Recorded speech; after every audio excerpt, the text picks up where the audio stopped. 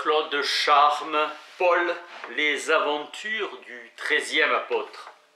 Saoul, l'enfant de la prière.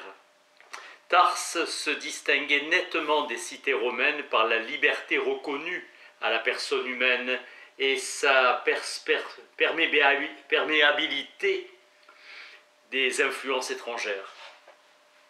Merci Seigneur de m'avoir illuminé ma vie. Ce fils que je désirais, tu me l'as donné, et je l'élèverai dans la crainte et l'amour de ton saint nom. Je l'élèverai dans le respect de tes paroles. Saoul fut circoncis.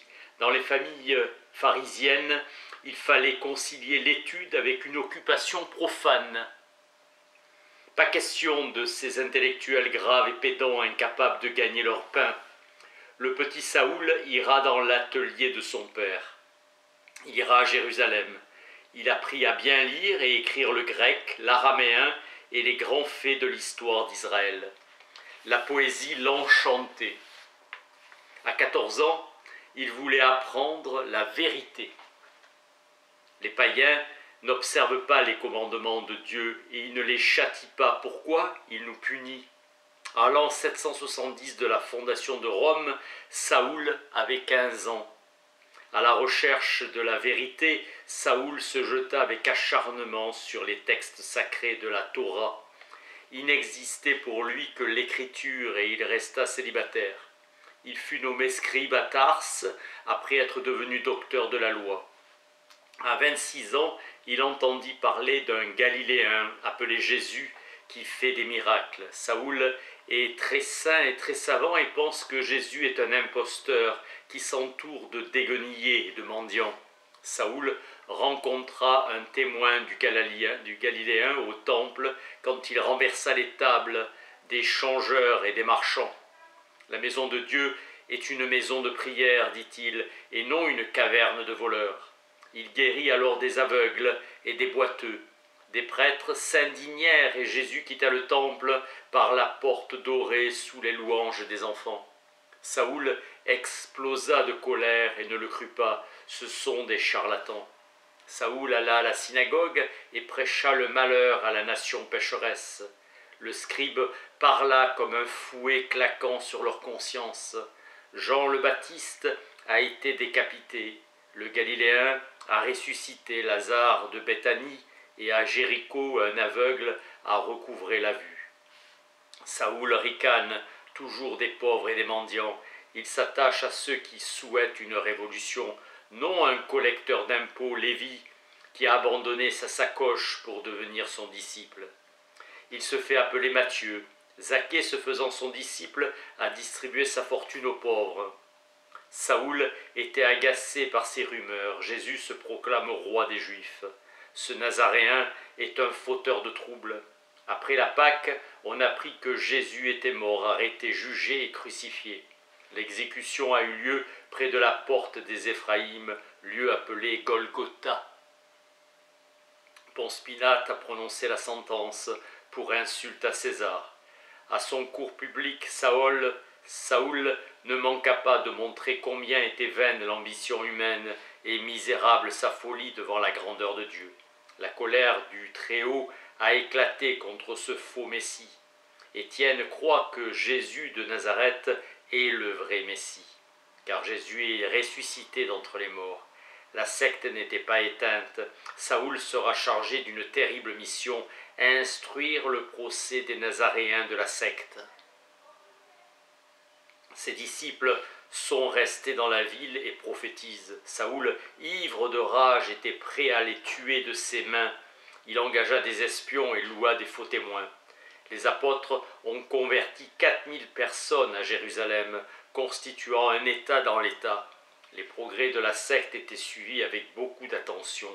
Étienne fut arrêté pour blasphème contre le Dieu d'Israël et ses prophètes. Accusation grave au regard de la loi de Moïse.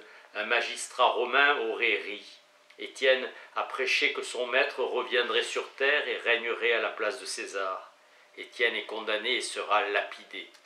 Sous les pierres, Étienne cria « Jésus reçoit mon esprit et ne leur impute pas ce péché ». Abandonné aux rapaces, la foule se dispersa. Saoul de Tarse est pris de remords. Le danger de cette secte, c'est l'espérance de résurrection. Jésus a enflammé en chacun le désir d'une autre vie en promettant un royaume. Saoul, ivre de rage, veut abattre la secte maudite et étouffer jusqu'à son souvenir. Les cachots sont pleins de Nazaréens. Le chef des apôtres, Pierre, est à Joppé. La foi des milliers de juifs pieux menacée. Saoul ira en Syrie avec une trentaine de sbires, une bonne semaine par la route. Saoul n'appréciait guère la nature environnante. Son intelligence était uniquement centrée sur le spirituel. L'homme l'attirait plus que la nature. Il voulait extirper du peuple d'Israël le chancre nazaréen. Saoul se trouvait confronté au tribunal de sa conscience. Jésus était dangereux car il avait été au bout de sa folie. Des païens incirconcis étaient parmi eux. Sur la route de Damas, un éclair frappa le sol. Devant le cheval de Saoul, une lumière explosa, jetant à terre tous les hommes. Les chevaux s'enfuirent. Un arc enflammé se referma sur Saoul et se dessina un visage, celui du crucifié. « Jésus, Jésus, que tu persécutes !» Prosterné et emporté par le flot lumineux de la connaissance et de la foi, une force mystérieuse le pénétra. Capitulation totale de l'esprit et de la volonté, l'arc de feu disparut. Paul avait reçu le baptême de l'esprit. Le Messie l'avait appelé à lui. Il marcha, armé du livre saint, se nourrissant de fruits secs et vêtu d'une robe de laine blanche et d'une ceinture, coiffé du voile protecteur. Paul ne fut plus qu'un solitaire. Mûrissement complet de son âme, 3 ans de méditation, la peau brûlée par le soleil du désert. Paul ne craint pas pour sa vie, Jésus a des vues sur lui. Il retourna à l'endroit où le Seigneur lui apparut et son émotion était profonde. Il pria en remerciant le Très-Haut de l'immense grâce qui lui avait été faite. À la synagogue, le bruit se répandit que l'ancien inquisiteur passé aux Nazaréens faisait du prosélytisme. Son essai missionnaire était un échec. Sa vie est un danger. Il quitte Jérusalem pour sa ville Tarse. La conquête du monde pour Jésus, il était prêt. But de sa vie, prophète parmi les nations. Le cruel Agrippa avait décidé de faire périr Pierre. Après 12 ans, la parole de Jésus avait engendré toute une chaîne de communautés. La circoncision a été le signe de l'appartenance au peuple de Dieu, mais aujourd'hui tout homme, par le baptême, était adopté par Dieu et le signe ancien est désormais superflu. Ce qui compte est d'être une créature nouvelle. Le très noble Sergius Paulus, proconsul romain, demanda à recevoir le baptême de la main de Paul de Tarse, naissance de cette église. En Asie, Paul ne connaîtra jamais la paternité selon la chair. La loi de Moïse est caduque et le fils de David la transformera. Crainte du judaïsme, Paul déroula le monde sous ses pas. Paul fit don de l'atelier de son père à sa famille. Les jeunes églises se développaient de façon anarchique par manque d'enthousiasme. La présence de Paul leur donna une seconde jeunesse grâce à leur fondateur. Que le Seigneur vous accorde la joie et la paix. Il existait en Grèce un obscur élan vers quelque chose de supérieur et de transcendant, vers le Dieu de Socrate, de Platon et d'Aristote. Un tâtonnement vers le Dieu unique et vrai. Les épicuriens tenaient la divinité pour inaccessible à l'homme, indifférente au jeu du monde. Les stoïciens croyaient en une âme de même essence que le corps et cherchaient la loi du devoir. Les philosophes se regardèrent interloqués quand Paul leur parla de résurrection. Les propos de ce juif étaient bien étranges. On demanda à Paul de s'expliquer sur la doctrine qu'il prônait, auditoire païen sur lequel le judaïsme n'a jamais eu prise. Paul dit que les Athéniens étaient les plus religieux des hommes. Vos temples sont beaux et élevés aux divinités, Chaque dieu a son sanctuaire, même un pour le Dieu inconnu. C'est ce Dieu que vous vénérez sans le connaître, c'est lui que je viens vous annoncer. Les Athéniens trouvèrent cet homme très ennuyeux, puis rirent au sujet de la résurrection. C'est un illuminé. Paul n'avait même pas prononcé le nom de Jésus. Paul se résigna à cet échec, il n'avait pas su toucher leur cœur. Attaquer les philosophes sur leur terrain, c'était une théorie parmi d'autres pour ces intellectuels. Une église avait peu de chances de naître à Athènes.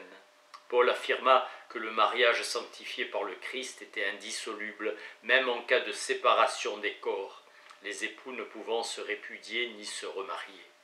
La virginité était recommandée. Paul de Tarse devient la cause innocente ou coupable d'émeutes. Les grands prêtres froncèrent le sourcil. Paul devra être jugé devant le tribunal de César. Innocent des actes qu'on l'accuse, à Rome, il sera à Jérusalem assassiné. Paul bénit ses amis. Paul sera lavé de toute accusation. L'Évangile était révolutionnaire en lui-même et l'esclavage était ébranlé. Sénèque invita 2 jours Paul dans sa propriété. Les deux savaient la mort proche. Néron m'ordonnera de mourir, car moi, Sénèque, son précepteur, je serai témoin de sa honte, chose qu'un empereur ne saurait souffrir. M'ordonnera de mourir. Paul lui dit que sa vie appartient au Créateur. Acte d'homme libre, riposte Sénèque. Des Romains ont compris que ta religion est l'ennemi mortel de l'Empire. Paul rétorqua qu'il ne respecte les lois. Mais le christianisme, dit Sénèque, s'attaque aux bases même des empires.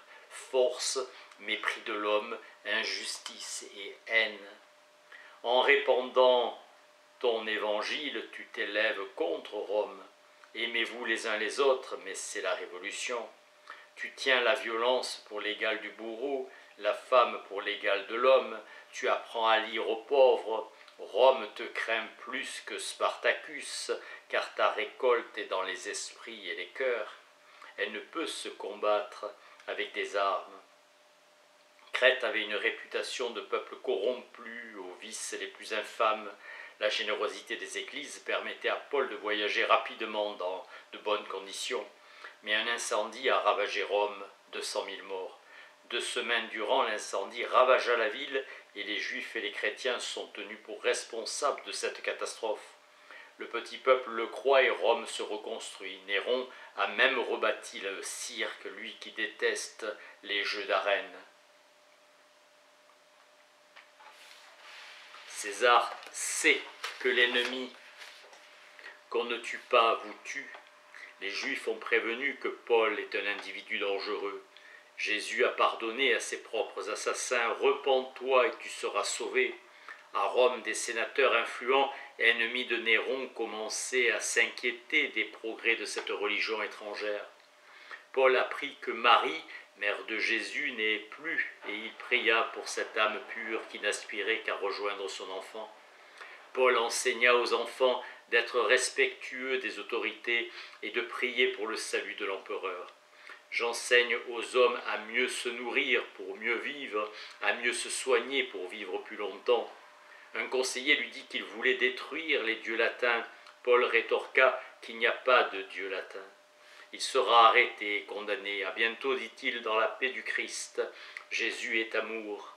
Un grand souffle de vent vint effacer sur la route poudreuse la trace des derniers pas d'un homme qui avait beaucoup marché.